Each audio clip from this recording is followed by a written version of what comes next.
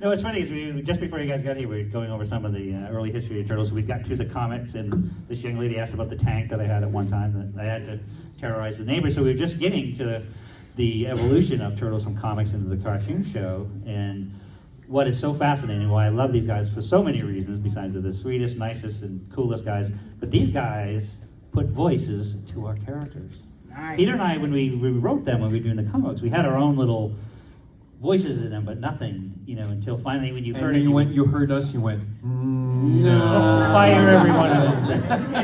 And this theme song, who's this Chuck Lorre guy? He's never going to go anywhere.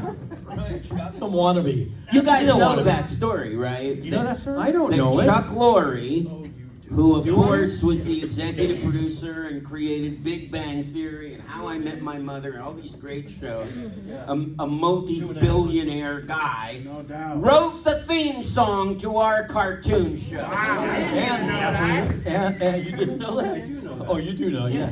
And Just messing. And he performed it. And he also did, if you remember the theme song where, like, Michelangelo the party do party. Yeah, I remember All that those little part. extraneous voices. That's Chuck. Wow. It was so neat. We were lucky enough. You How guys- did he get that gig?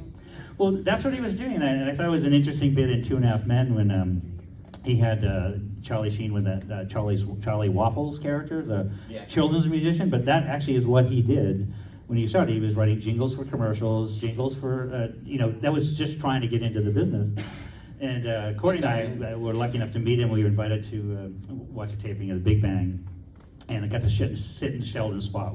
Courtney and I came together. But we got to meet Chuck, and we just said, what a great thing, and it was fantastic. So remember when, I think they sent 3 tapes, and I think he did all of them, 3 different versions of the song. We just remember hearing his, and even Peter was like, "This is it. This is great." And So were you active in choosing the voices?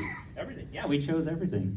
Wow. Honestly, we did. We were even Fred Wolf has a different spin on it, but he's Of course. he's Of course he crazy. does.